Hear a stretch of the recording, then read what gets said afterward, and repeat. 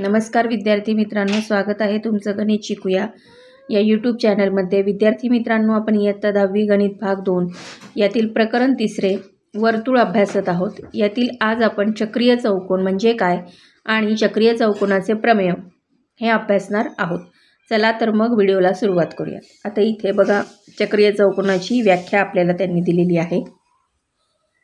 ती व्याख्या काय सांगते की चौकोनाचे चारही शिरोबिंदू एकाच वर्तुळावर असतील तर त्या चौकोनाला चक्रीय चौकोन म्हणतात। म्हणजे वर्तुळावरती त्या चौकोनाचे चारही शिरोबिंदू असायला हवेत। एकही शिरोबिंदू त्या वर्तुळाच्या म्हणजे त्या चौकोनाचा एकही शिरोबिंदू वर्तुळाच्या आतमध्ये किंवा वर्तुळाच्या बाहेर नसावा, त्याला आपण चक्रीय चौकोन म्हणू शकत नाही। चारही चौकोन कसे असले पाहिजेत, त्या वर्तुळावरती असले पाहिजे, तरच तो काय होणार आहे, चक्रीय चौकोन होणार आहे। आता चक्रीय चौकोनाचे प्रमेय काय आहे ते बघा। चक्रीय चौकोनाचे सम्मुख कोन परस्परांचे पूरक कोन असतात। आता पूरक कोन हे किती अंशाचे असतात हे तुम्ही शिकलेले आहात, हे आपल्याला माहीत आहे। पूरक कोन हे 180 अंशाचे असतात। मग चक्रीय चौकोनाचे सम्मुख कोन परस्परांचे पूरक कोन असतात, म्हणजे त्या दोन कोनांची बेरीज जी असते ती 180 अंश असते। मग त्यातला एक कोन किती मापाचा असू शकतो, एक कोन 60चा असेल तर दुसरा 120चा असेल। एक कोन जर 70 अंशाचा असेल तर दुसरा जो कोन आहे तो 110, म्हणजे ह्या दोघांची बेरीज 180 होत असते। आता इथे बघा, एक आकृती दिलेली आहे वर्तुळाची।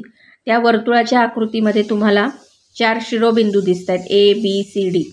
हे चारही शिरोबिंदू चौकोनाचे वर्तुळावरती आहेत, त्यामुळे एक चौकोन अंतर्भागात वर्तुळाच्या तयार झालेला आहे।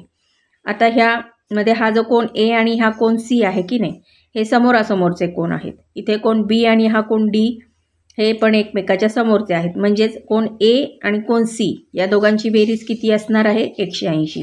त्याचप्रमाणे हा कोन B आणि कोन D या दोघांची बेरीज किती असणार आहे, 180। आता आपल्याला काय करायचं आहे की इथे जी पुढे सिद्धता त्यांनी लिहायला सांगितली आहे, तिथे ह्या रिकाम्या चौकटी दिलेल्या आहेत, त्या भरून आपल्याला ही सिद्धता पूर्ण करायची आहे। आता इथे पक्ष काय दिलाय बघा, चौकोन ABCD हा काय आहे, चक्रीय चौकोन आहे।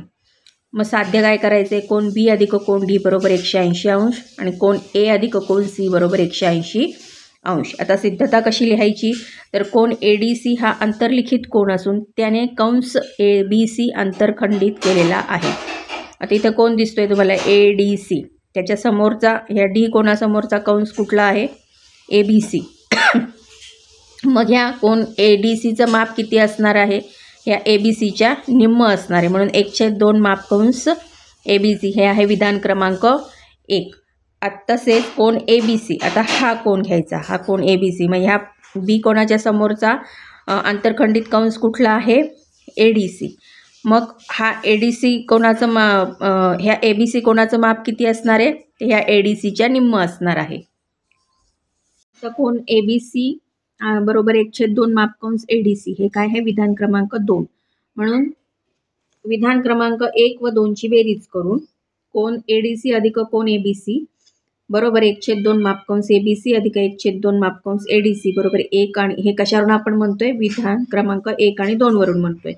ह्या कोन ABCचं वाचन आपण कसं करतो, 3 अक्षरी कोन आहे म्हणून कोन ABC असे वाचन करतो। म्हणून कोन D अधिक कोन B बरोबर किती, 1/2 माप कंस ABC अधिक माप कंस ADC, म्हणून कोन B अधिक कोन D बरोबर 1/2 गुणिले 360। आता 360 काय आहे, तर पूर्ण वर्तुळाचं माप आहे, आणि इथे कंस ABC आणि कंस ADC मिळून काय तयार होतं, पूर्ण वर्तुळ तयार होतं, म्हणून इथे आपण काय घेतलेलं आहे, 360।